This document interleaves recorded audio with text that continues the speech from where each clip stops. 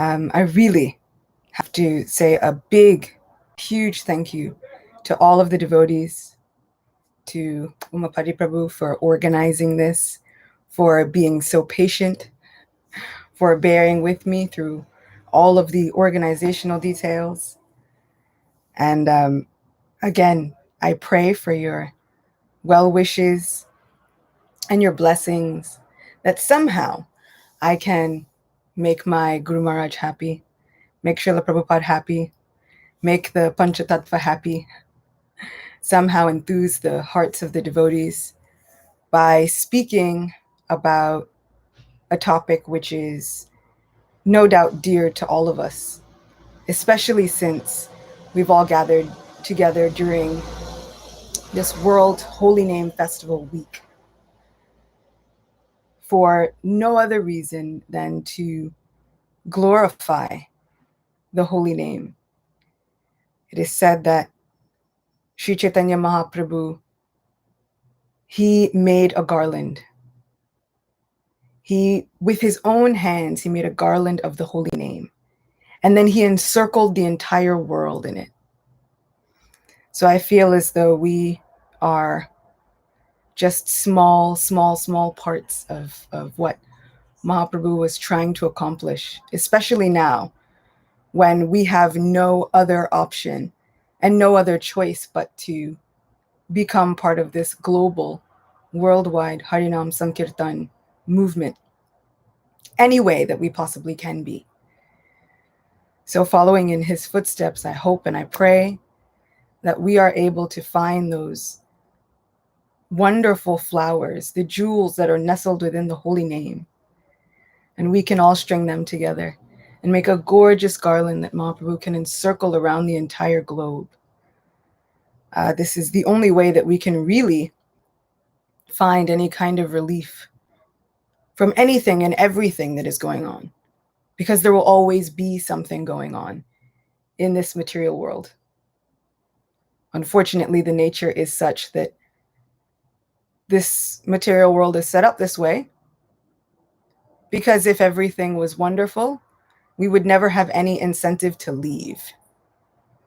So Srila Prabhupada states that Krishna intentionally sets up this material world with so many obstacles and reversals, so many pandemics of different kinds, whether they be of the mind, of the body, they be of outside sources.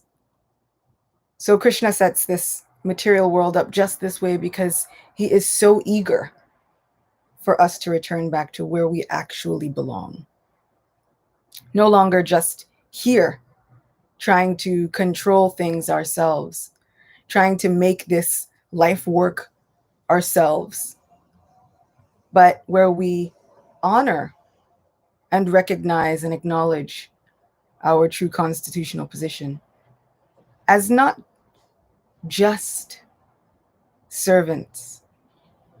My Guru Maharaj, His Holiness Radhanath Maharaj, likes to say that the best ornament, the most cherished ornamentation that we could ever have, not just on our names, but on our very beings, is to be called Das or Dasi, to be called the servant of the servants, of those who are absolutely loving and affectionate toward the Supreme Personality of Godhead.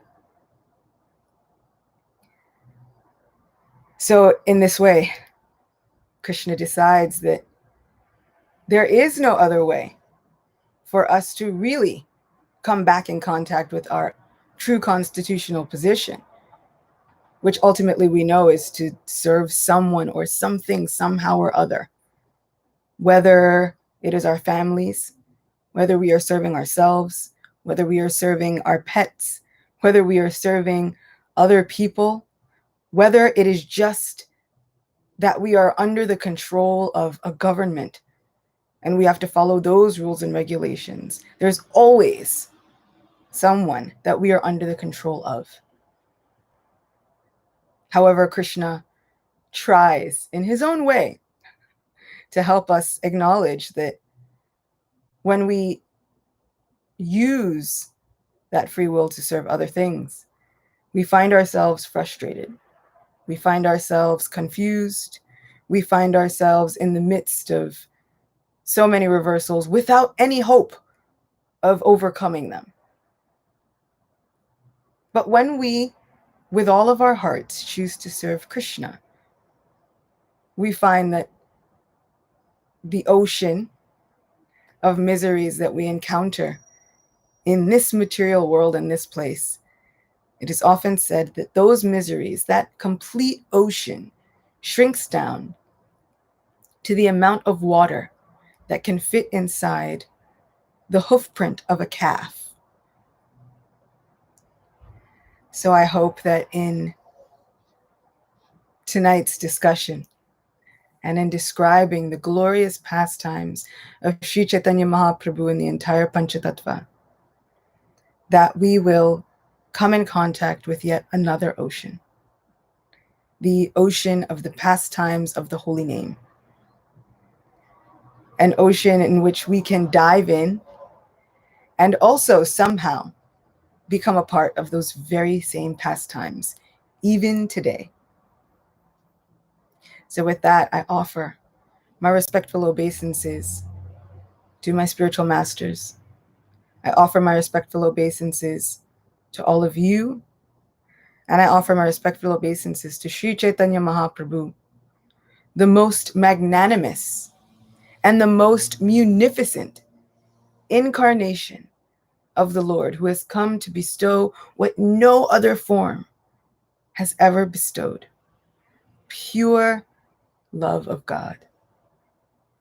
Nama Om Vishnu Padaya Krishna Prashtaya Bhutale Shrimate Bhakti Vedanta Swamini Tinamine Namaste Saraswati Deve Gauravani Pracharine Nirvishesha Shunyavadi Paschatya Deshatarine Jaya Shri Krishna Chaitanya Prabhu Nityananda Shri Advaita Gadadhara Shivasadi Gaura Bhakta Vrinda Hare Krishna Krishna Krishna Hare Hare Hare Rama Rama Rama Hare Hare Vancha kalpatarubhyascha kripa sindhubhyev cha patitanam pavanebhyo vaishnavebhyo namo namaha.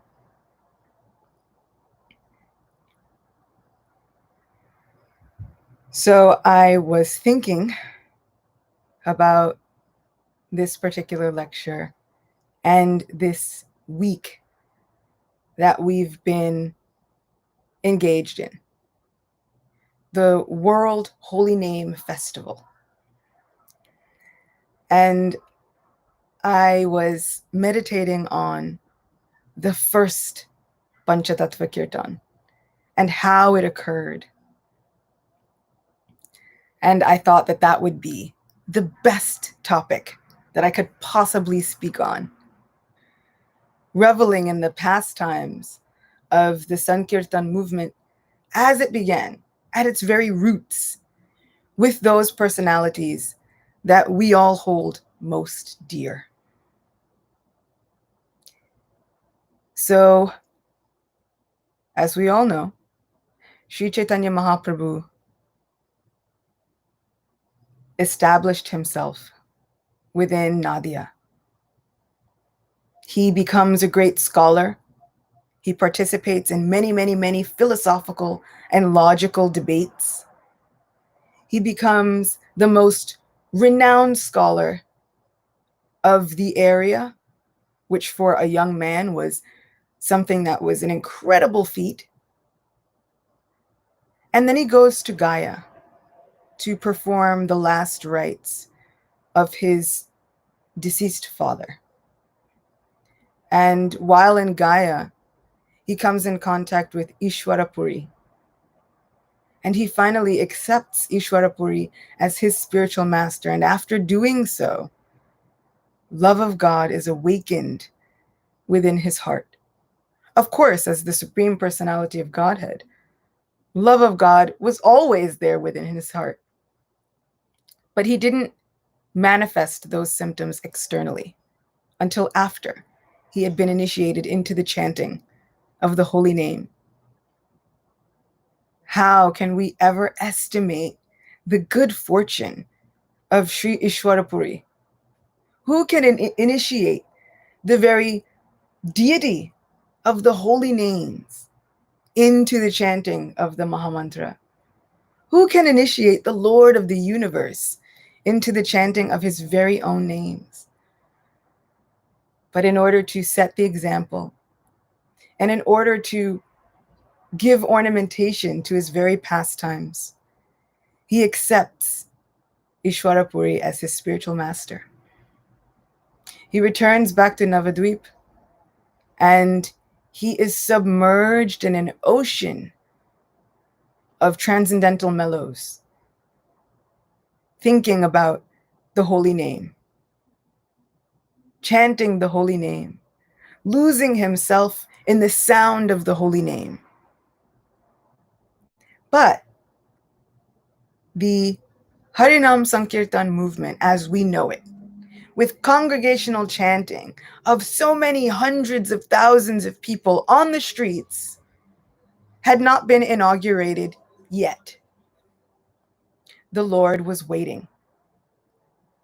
And the Lord would wait, and finally, one day, he comes to his associates and he says, "Last night I had an incredible dream. In that dream, I was at my house, my mother's house, Sachi Devi's house. And in front of that house, there was a chariot.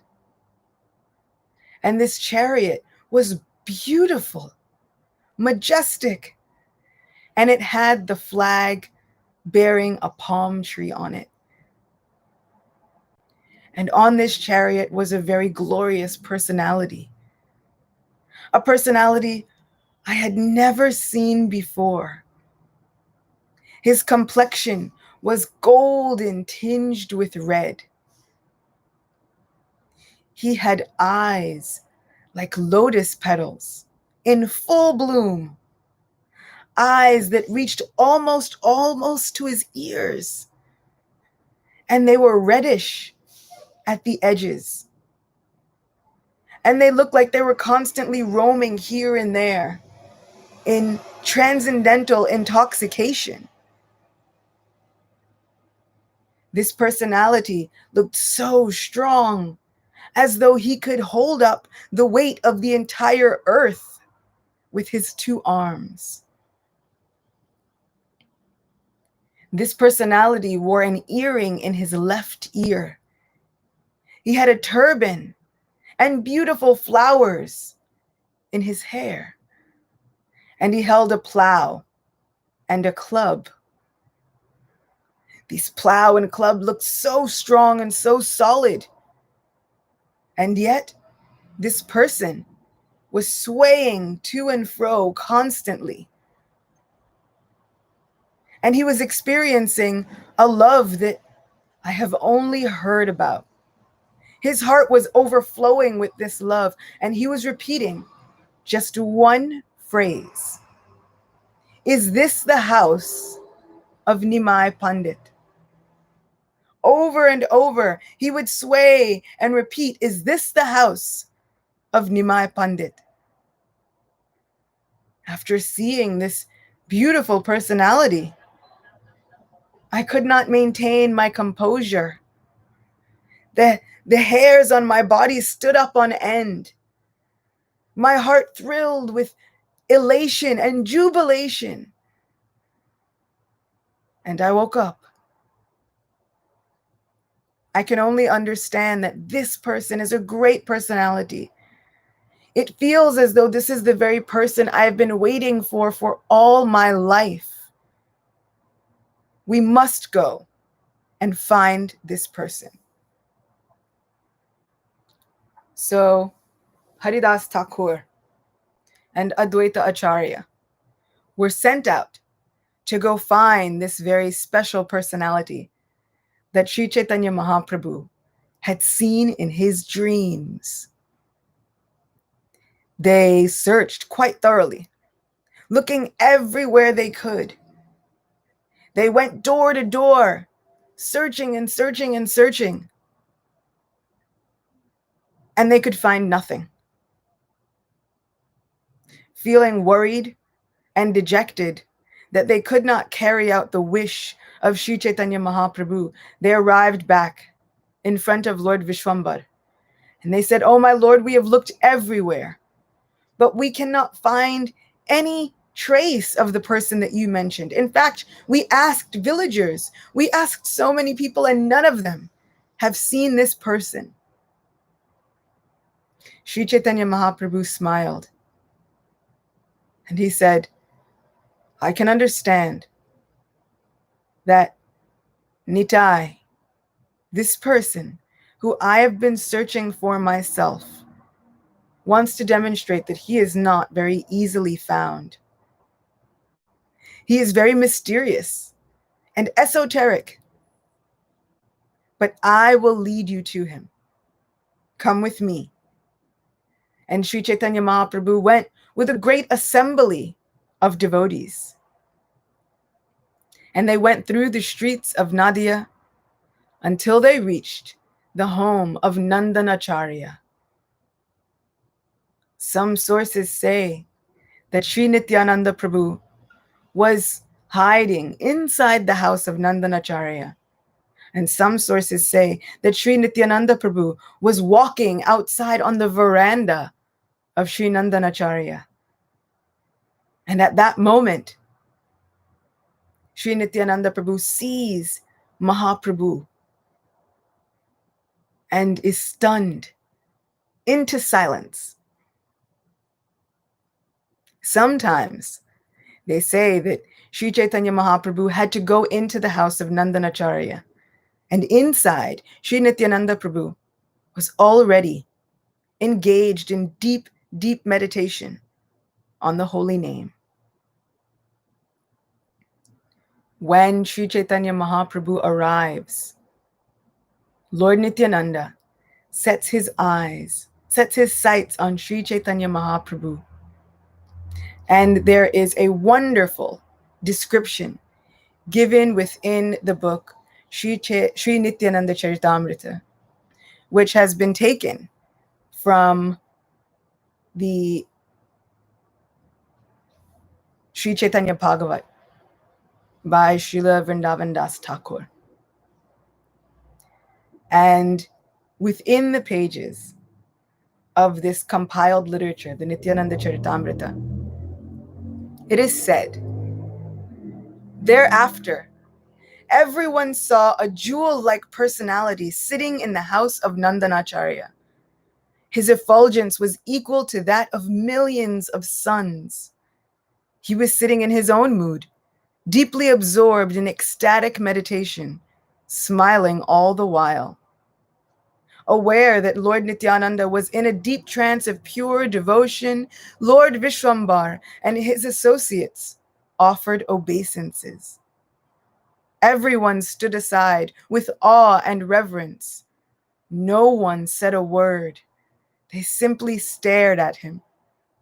Mahaprabhu Vishwambar then came before Nityananda Prabhu, who at once understood his beloved, worshipable Lord was present. The form of Vishwambar was as beautiful as that of Cupid. He wore attractive garments and was decorated with a flower garland. Sandalwood paste decorated his forehead. The luster of gold appeared most insignificant before the transcendental body of Lord Nityananda. Even the moon god hankers to see his enchanting face. The Lord's teeth resembled rows of pearls, and upon seeing his attractive hair, one would practically lose consciousness.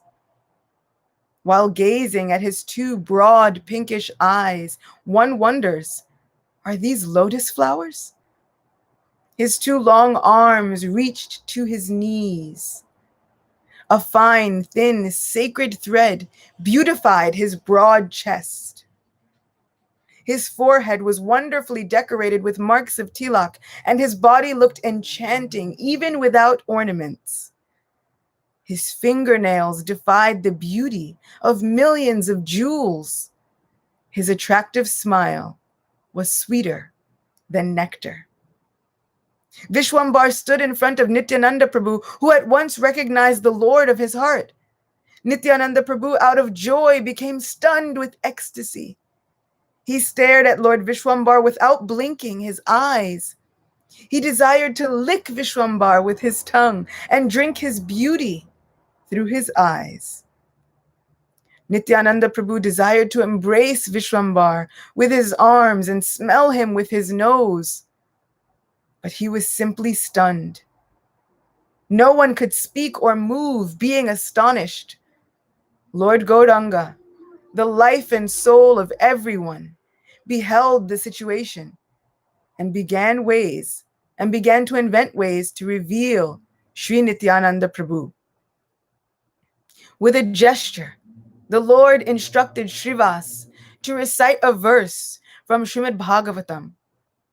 Understanding the Lord's intention, Srivas Pandit at once recited a verse from Srimad Bhagavatam glorifying Lord Krishna's attractive form. Barhabitam natavara vapu karnayo karnikaram bibrad vasa kanaka kapisham vejayantim chamalam randran venur adara sudayu parayun gopa vrindir vrindaranyam swapada ramanam pravishad gita kirti. Wearing a peacock feather ornament upon his head, blue karnikara flowers on his ears, a yellow garment as brilliant as gold, and the Vaijayanti garland, Lord Krishna exhibited his transcendental form as the greatest of dancers as he entered the forest of Vrindavan, beautifying it with the marks of his footprints. He filled the holes of his flute with the nectar of his lips, and the cowherd boys sang his glories. Upon hearing this verse, Nityananda Prabhu fell to the ground unconscious. In great ecstasy, he remained inert as Lord Gauranga urged Srivas to continue. Awaking after a short while, Nityananda Prabhu began to cry. Repeatedly hearing this verse of Srimad Bhagavatam, he became maddened. He roared like a lion, and the sound shook the universe. He jumped into the air and fell to the ground so forcefully that everyone thought maybe his bones would break to pieces. What to speak of others? Even the Vaishnavas became afraid. They prayed, "Oh Krishna, please save him. Oh Krishna, please save him." Nityananda Prabhu rolled on the ground and his entire body became wet with tears. While gazing at the attractive form of Lord Vishwambar, he breathed heavily. Sometimes he would laugh loudly, and sometimes he felt great happiness within his heart. Sometimes he danced. Sometimes he clapped his hands. And sometimes he jumped with great force. How wonderful was Nityananda Prabhu's transcendental form. Gold and effulgence emanated from his beautiful body. Brightly shining ornaments decorated his charming bodily limbs. Yellow cloth adorned his waist, and he wore a cloth turban decorated with champak flowers on his head. Tinkling ankle bells sounded as he walked. Tears filled his wide, deer-like eyes. His enchanting smile appeared as if lightning had fallen upon the earth. His captivating smile disturbed the chastity of women. His grave voice resembled the rumbling of a cloud. His roaring subdued the mad elephant in the form of Kali. He walked like an intoxicated elephant. Tears of love constantly flowed down his smiling face. Overflooded with love of God, Nityananda Prabhu's body displayed symptoms of ecstatic love, including shivering, standing of the hair on end, and perspiration. He held a golden stick in his hand as he defeated the pride of Kali. His lotus-like palms were simply wonderful.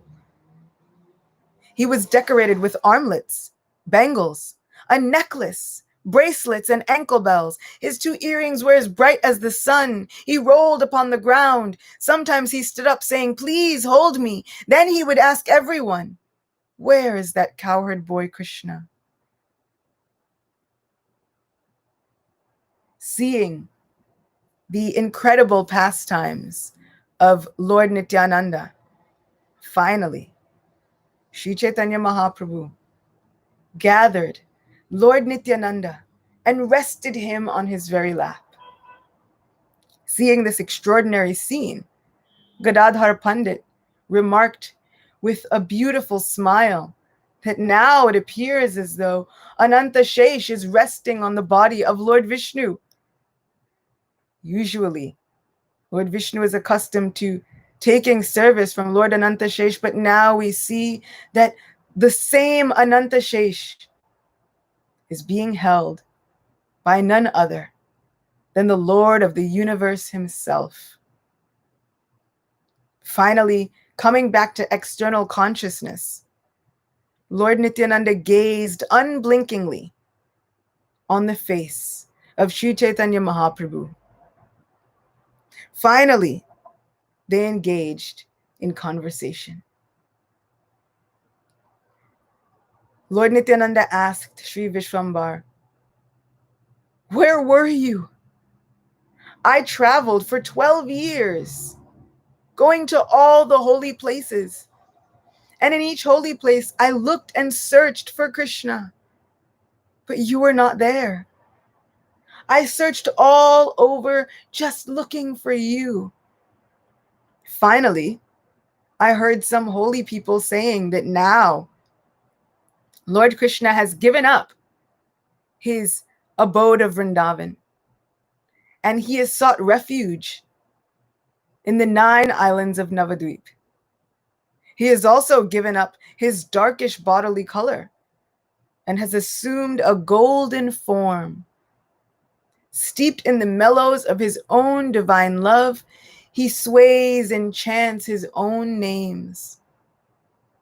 I searched everywhere for you, but now I have finally achieved the Lord of my life.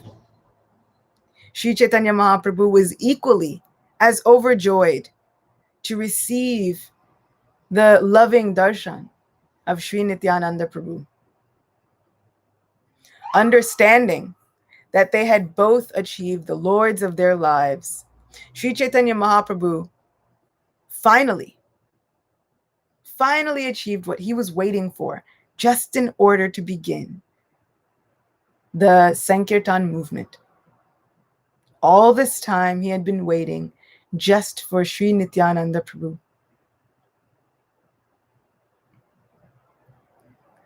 After speaking with each other, Nityananda Prabhu began to laugh, cry, and dance. Lord Gauranga also danced with Nityananda. Seeing Lord Nityananda's ecstatic madness for Krishna, Gaurachandra cried along with all the Vaishnavas. The happiness of Nityananda increased without limit. Although everyone tried to pacify him, they were unable. When all the devotees failed to calm him, finally, Vishwambar personally embraced Nityananda Prabhu. As soon as Vishwambar embraced him, Nityananda Prabhu surrendered his life to him and remained motionless. Nityananda Prabhu offered his life to him to whom it belongs and thus fell on the lap of Lord Chaitanya. This was the beginning of the Sankirtan movement. This first meeting between Lord Chaitanya and Lord Nityananda would be the inauguration of the very Yuga Dharma that would change the entirety of creation. Miracles would be performed. Even our lives today would be changed by this one fateful meeting between the two lords of Nadia. Lord Vishwambar said, "Today is a very auspicious day for me because I have witnessed pure devotional symptoms that are the essence of the four Vedas. This manifestation of shivering, incessant tears, and loud chanting is not possible for anyone except one who is empowered by the Lord. If one personally sees this manifestation of pure devotional service, Krishna will never reject him. I am firmly convinced that you are the full manifestation of the Lord's energy. By worshiping you, a living entity achieves devotion to Lord Krishna. You can purify the 14 worlds. Your qualities are inconceivable, unfathomable, and confidential. There is no one existing who can defy you. You are the personification of love of Krishna and the treasury of devotional service. If anyone meets you even for a moment, he will be delivered, even if he has committed millions of sins. I think Krishna has a desire to deliver me. That is why he brought you to me. By great fortune, I have seen your lotus feet. By worshiping you, I will most surely obtain the treasure of love for Krishna." How incredible is the humility that overcomes the heart of Sri Chaitanya Mahaprabhu, that he considers his own life to be successful now that he has seen the loving devotional heart of Sri Nityananda Prabhu.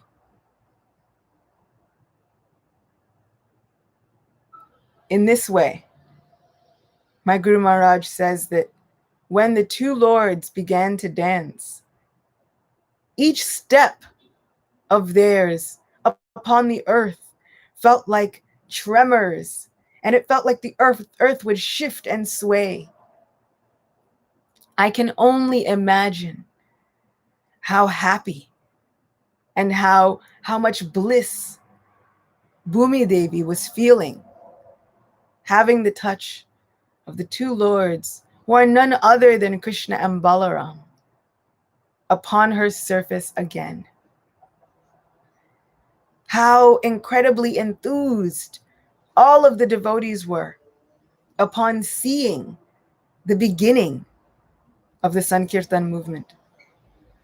And in fact, the very next day was the most auspicious day of Vyas Purnima, Guru Purnima. Lord Chaitanya asked Lord Nityananda where he desired to observe the festival and the celebration. He held the hand of Srivas Pandit, and Nityananda Prabhu said, "I think we should celebrate it at the house of this very special Brahmin." And so Lord Chaitanya entrusted all of the wonderful preparations for such a festival into the care of Srivas Pandit, who was very eager to take up the role of performing this great festival. Srila Bhaktivinoda Thakur would write in his own journals about Nam Hatha programs that he would set up. And he would describe the many, many personalities within these pastimes as the protectors of the holy name, the flag bearers of the Yuga Dharma. He would refer to himself as the street sweeper, just wanting to sweep in front of this glorious Panchatattva as they make their way through the homes and hearts of people even today. So he would write about these Nam Hatha programs as pastimes of Sri Chaitanya Mahaprabhu, as pastimes of the Panchatattva, and as pastimes of Sri Nam Prabhu himself, pastimes of the holy name that were going on currently. This is a great lesson for all of us. We can acknowledge that the pastimes of the holy name are going on still today. And we can understand that we are even being given the opportunity to take part in the various pastimes of the holy name, in the modern day pastimes of Sri Chaitanya Mahaprabhu's Sankirtan movement. We should take the opportunity to write about them in our own journals, to reflect upon them every time we are gathered together within an assembly of devotees to speak some katha, to chant the holy name, to do some kirtan with others.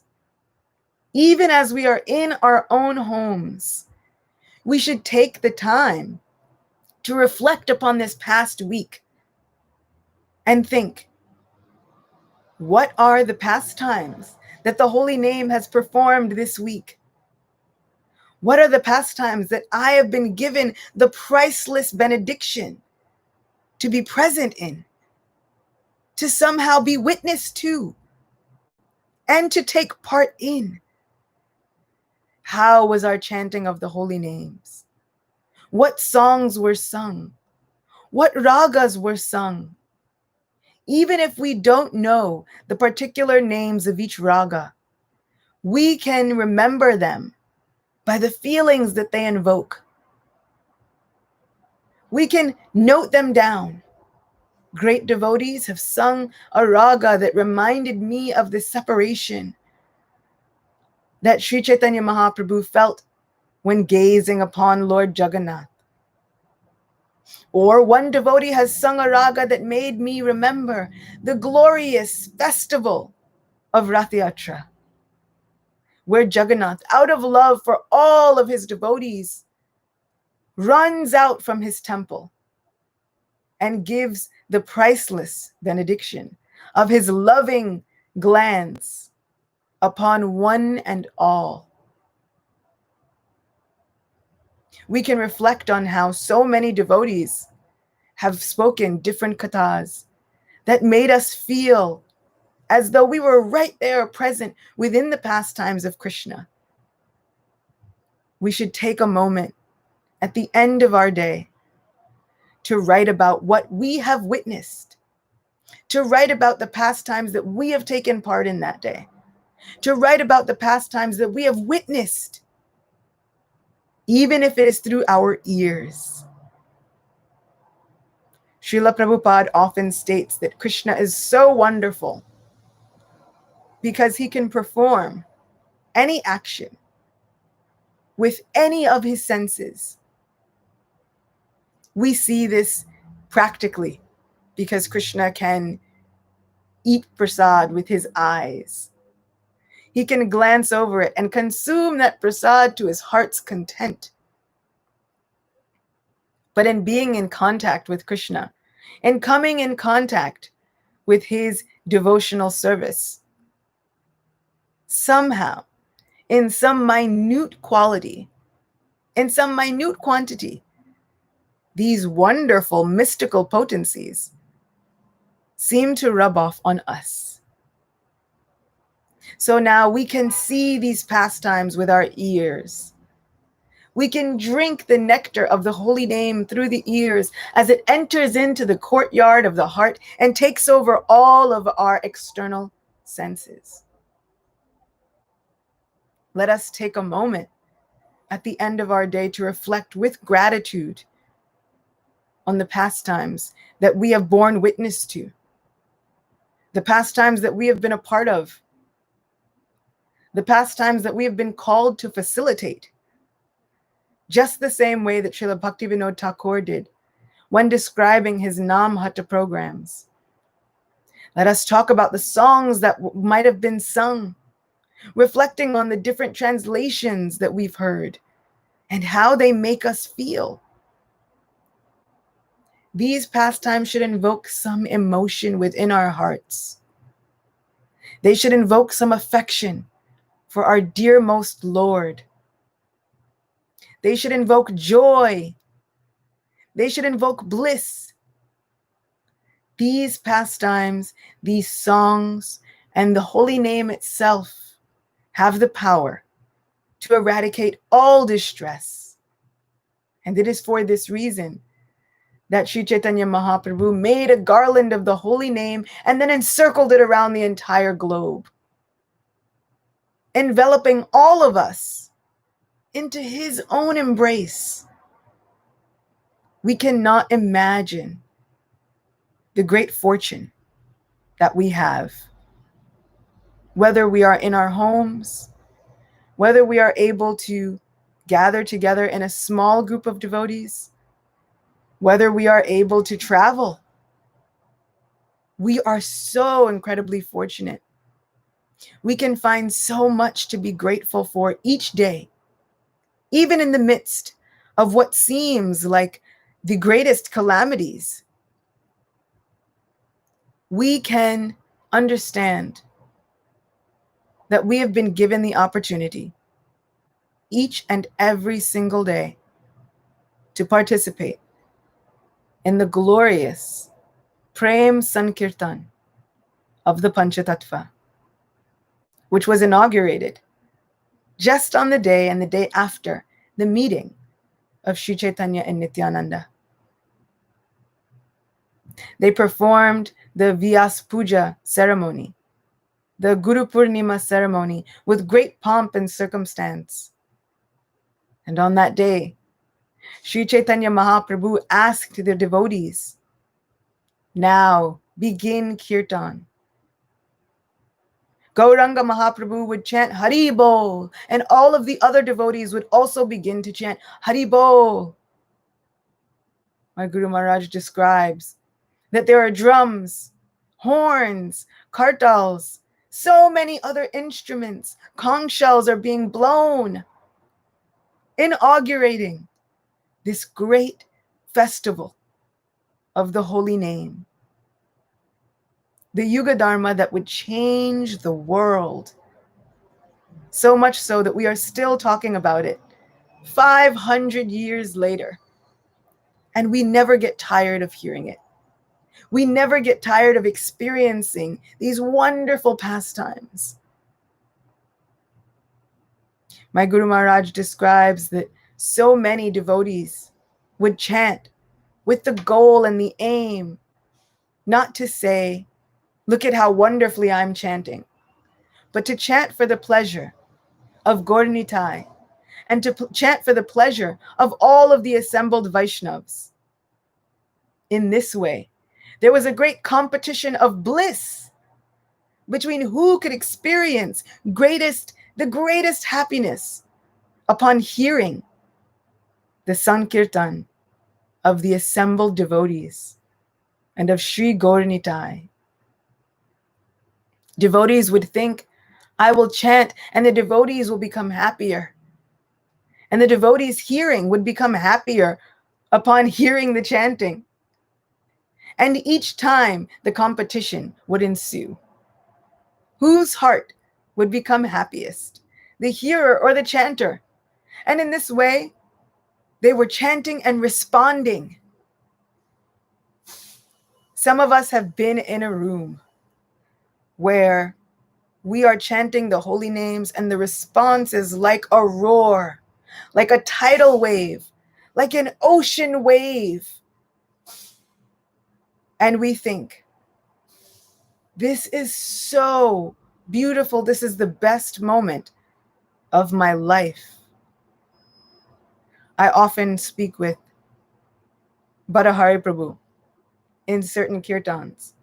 And at those moments where the roar of the holy name is calling back at you, he often will turn and say, "This is the safest place in the entire universe.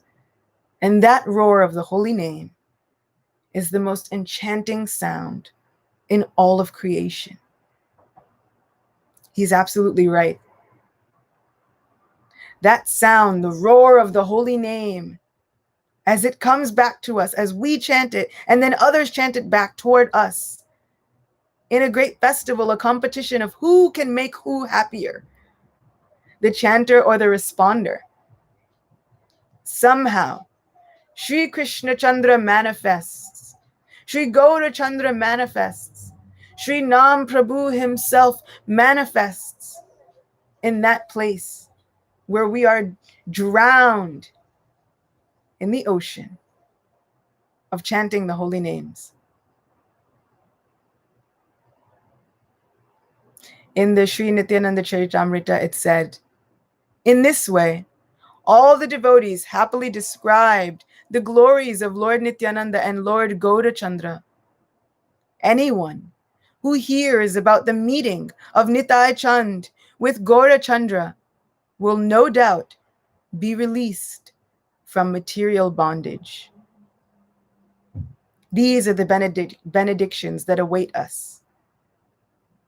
And especially during this holy month of Sri Purushottam Mas, where we are gathered together, where we are in the assembly of devotees, of those who are absolute lovers of God, those who can encourage us, those who can enthuse us.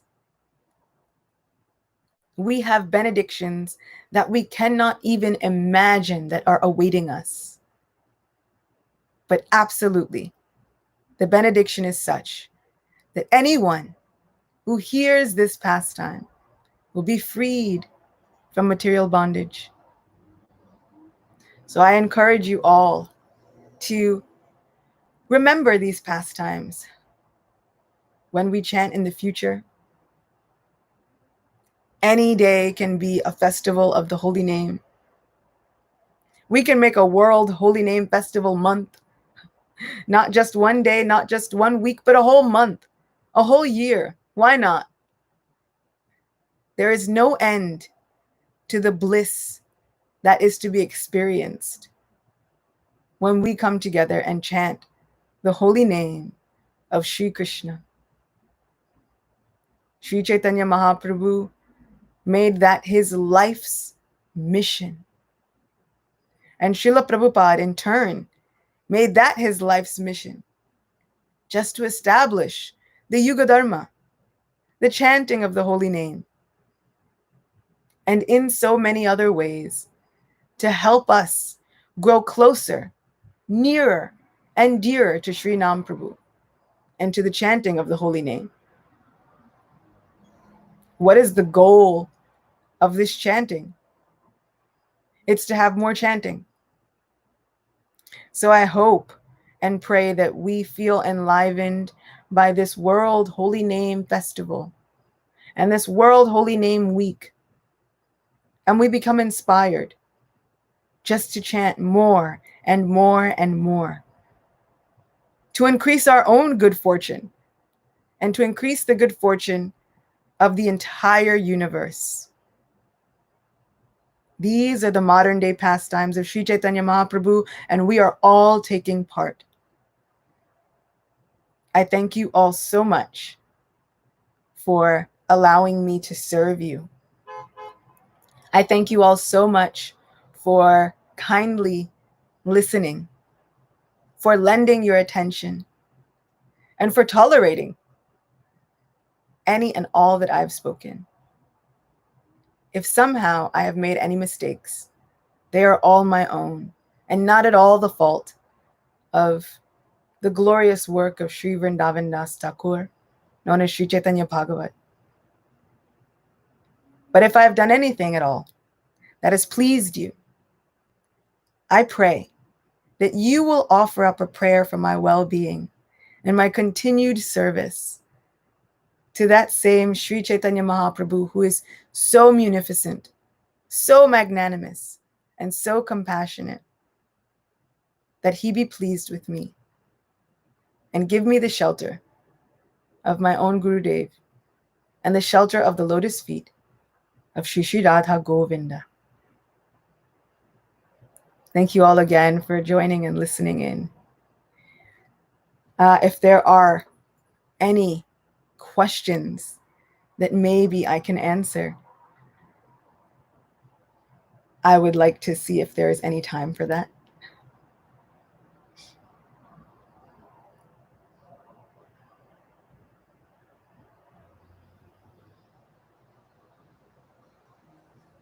Mapatiji?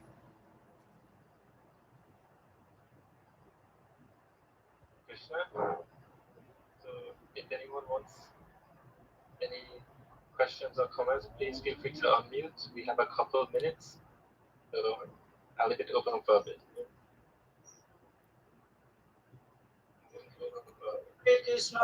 I don't think I'm not in agreement. We have a couple of minutes. We have, according to Guyanese time, we have like 35 minutes more.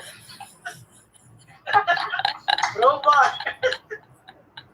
Hare Krishna, Hare Krishna, that's true. Time is time different. Okay, first of all, thanks to everybody. Hare Krishna. Madaji, I am very, very, very fortunate. First time I hear your class. So excellent. I must comment to. I am so fortunate today.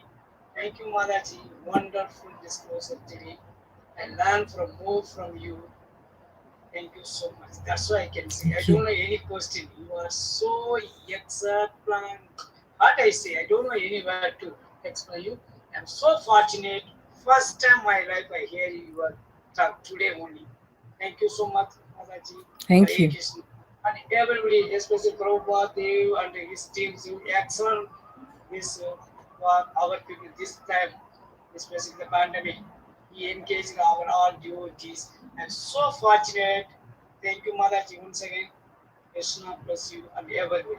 Thank you. That's right. Hare Krishna.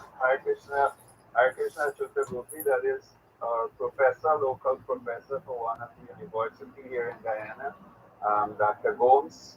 He's from South India originally, but somehow or the other, he happens to be here in Guyana.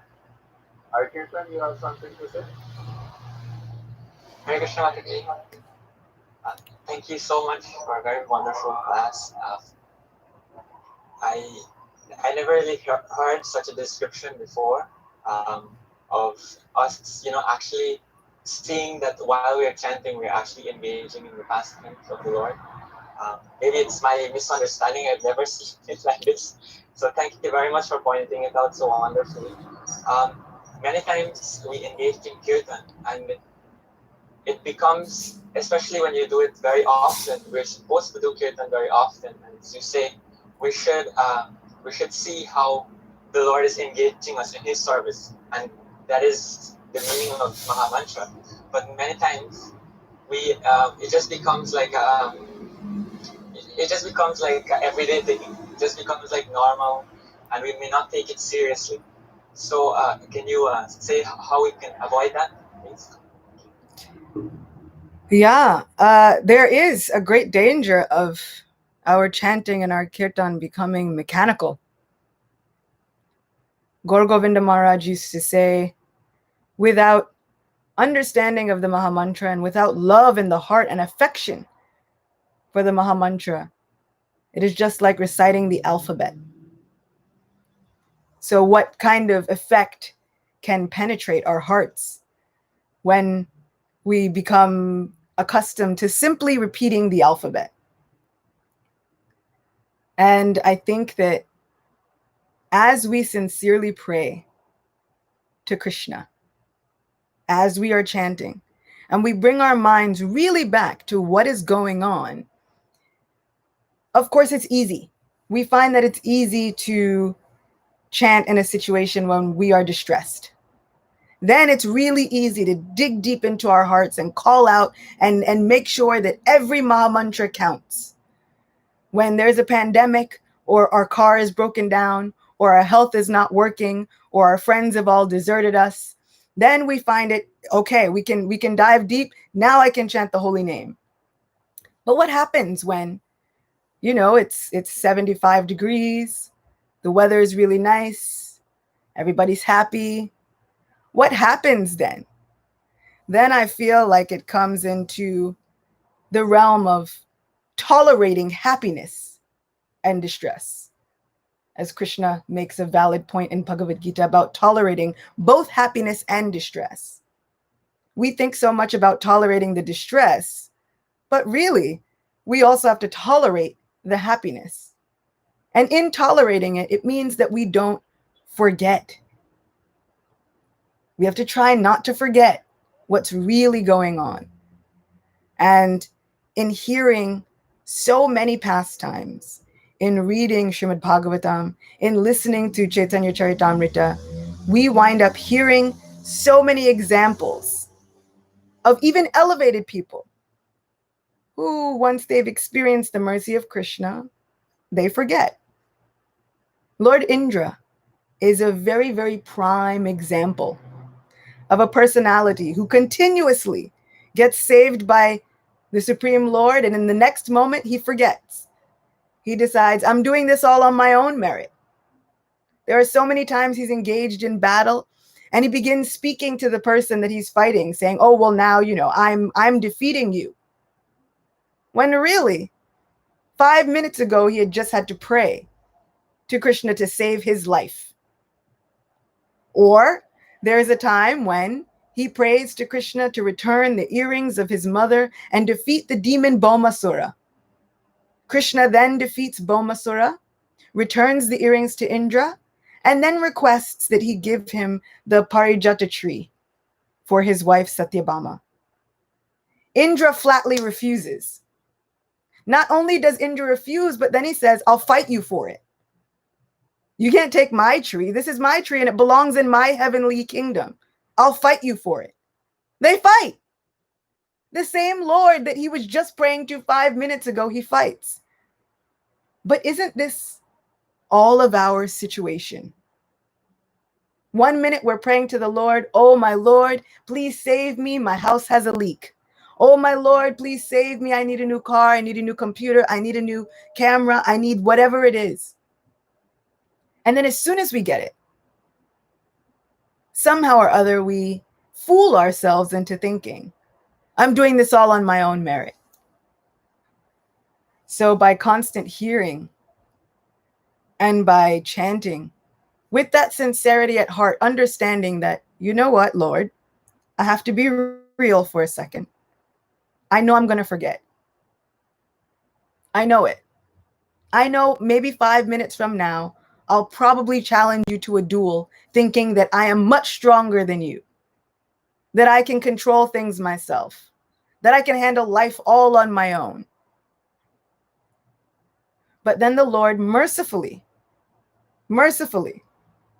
sends us his reminders in the form of so many obstacles.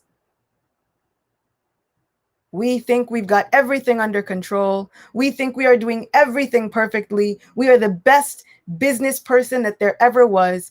And then a pandemic hits. Who can say they're in charge of their job then? But those are the moments where we can remember to call out with the most heartfelt emotion that we can muster up. And the more that we do that, and the more that we actually record those realizations, the more that memory will stay with us. And the less opportunity we have for our chanting to become mechanical. Srila Prabhupada would say that if we really understood how dangerous, how precarious our situation was in this material world, if we really understood just how dangerous this place was, we would always be chanting with intense emotion, calling out with our full hearts. So we have to remind ourselves. Otherwise, Krishna will do it for us. So if we remind ourselves, if we write these things down and go back, go do a month review afterward, even if you've only written down a sentence or two at the end of a day, even if you think, I'm too tired to write, but you can make a voice note on a phone or on a device, whatever it is, and then go back and listen to those realizations at the end of the month. We can see how far we've come. We have the opportunity to see how Krishna has saved us time and time again. But we also have the opportunity to shield ourselves from our chanting becoming mechanical due to our false ego. I hope that answered your question. Thank you. Yes.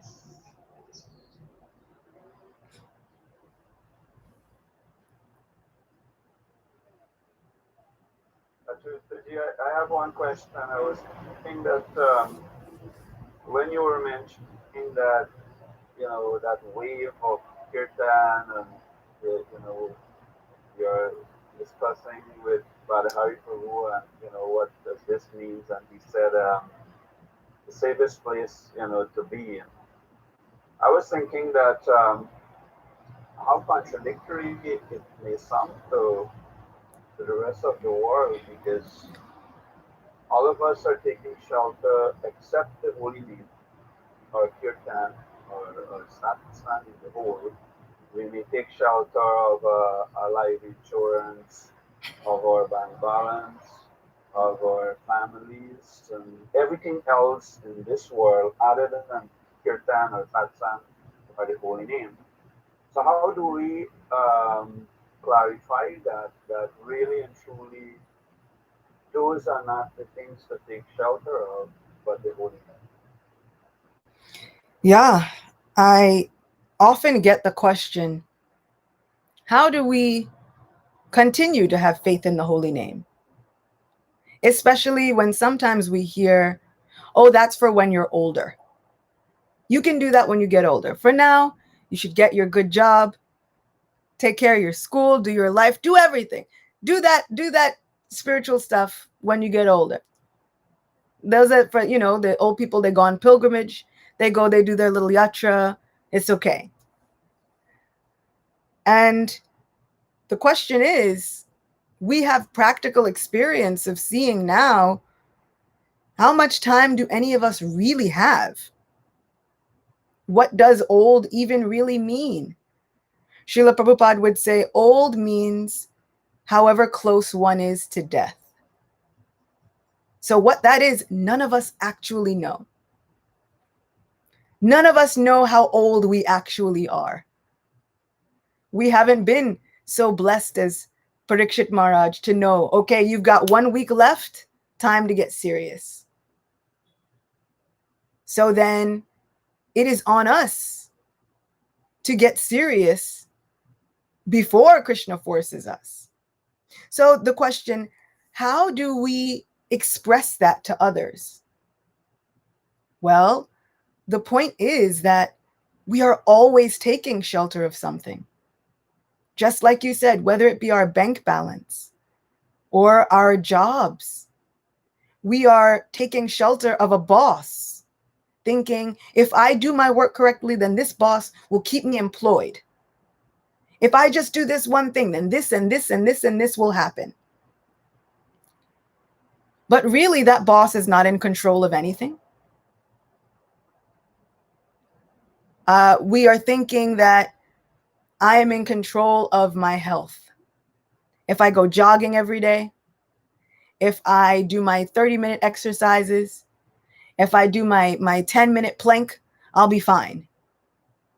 But really, none of us are in control. I like to say that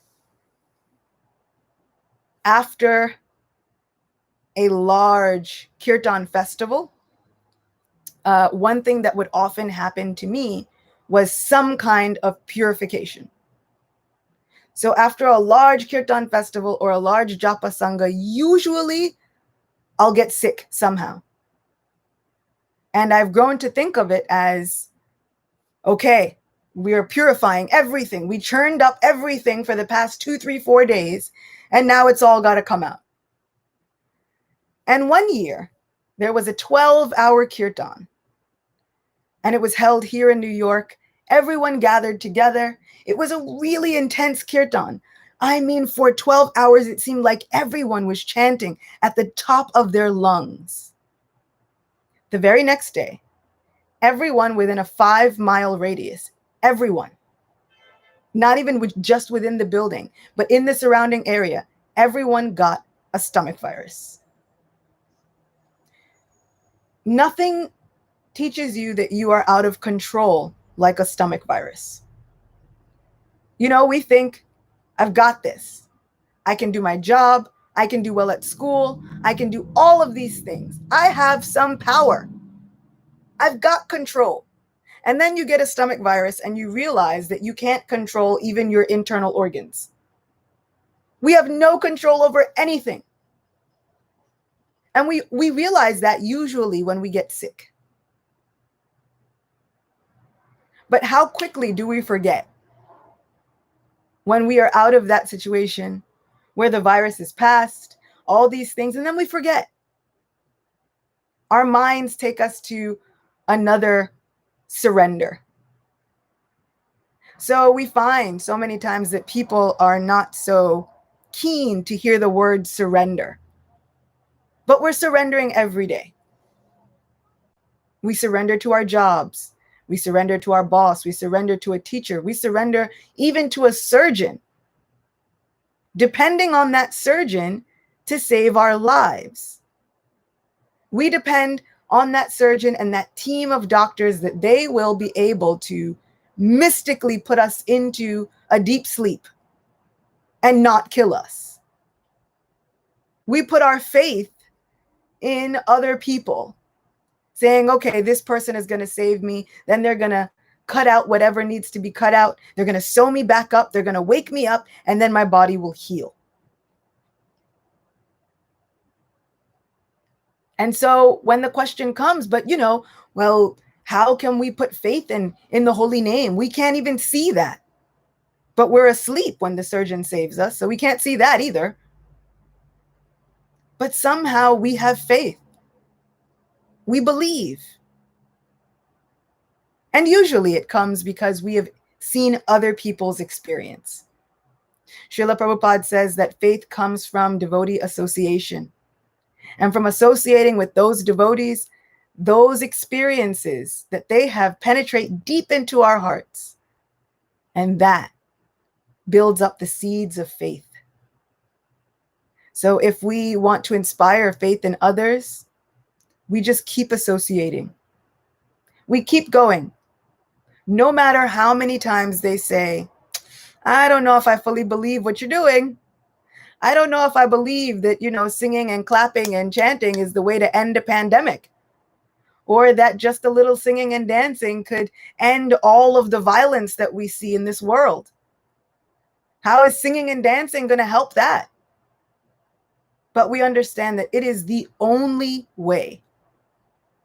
And by us continuing to endeavor, understanding that we know it's not us, it's the grace and the strength of our spiritual masters flowing through us. If we continue to endeavor, they begin to see that these Hare Krishnas and these Hare Bols have something going on that we want. Somehow or other, throughout every single crisis, they're able to stay not sunk in depression. They don't look at a loss of a job and a loss of this or that, and they don't think that, oh, my life is completely over. Their life is tied to something else, and I've got to figure out what that is. If we just keep going with sincerity and determination and patience, holding on to the faith of Sri Chaitanya Mahaprabhu, we keep chanting, we keep preaching, slowly, that association will change the hearts of every single person that we meet. So that is how we convince others. We convince ourselves, we take to it with all our hearts, and our own demeanor, the way we look, the way we act, our own peace of mind will convert all of those who think that maybe there's some doubt as to the potency of the holy name.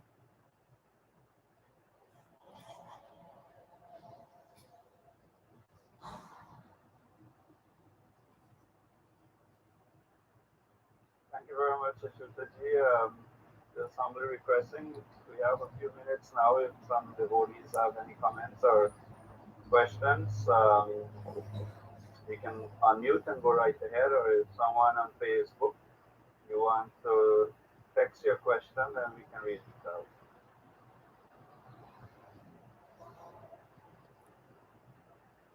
I saw someone in Sonama saying, thank you so much, Didi. So Sonam is saying, thank you so much, Didi. So, all right, Didi. So, in the meantime, devotees are thinking, I just like to tell you something, Achyuta Mataji, that it has been at least 10 years now we have been trying to get the Cockney family to come to Georgetown. And now we are having you on Zoom and a different forum in the whole pandemic. But we haven't given up on our idea to get you. I'm waiting to introduce you live on the television in Guyana. And I'll be waiting. So that's something we keep. We, we actually have been playing your Kirtan on our television program here in Guyana for years now. So the people in Guyana already know you. That's incredible. Thank you. So it's going on. Well, Okay, I'm also going to pray on that. And hopefully that's much. we'll be able to make it happen.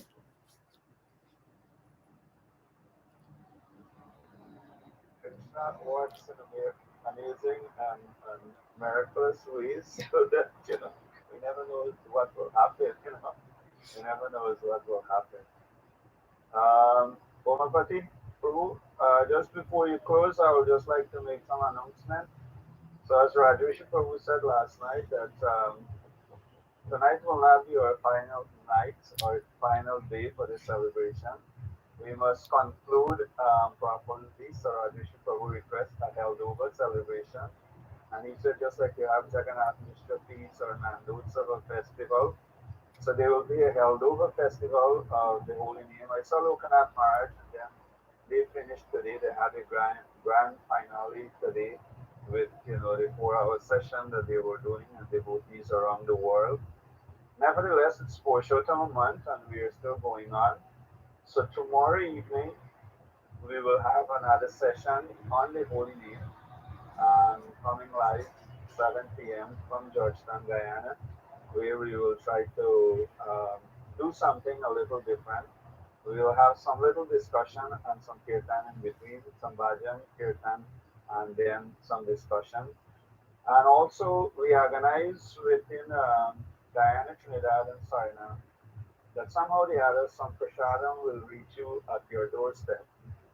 Maybe by FedEx, DHL, or whatever whatever other shipping arrangement they can have. So that will be even more held over. So some prasadam will reach you at least at your doorstep. Those who live close to the temple or close to where they are cooking those prasadam, you will go and receive your prasadam. So that's a lot more incentive. And what are happening to Suriname on Friday? This weekend supposed to be Paramaribo Ratha Yatra. So they are going to have a drive-through darshan of Lord Jagannath on Friday afternoon.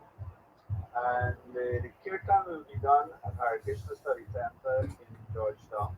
The 3 hours kirtan. And the devotees will be hearing it there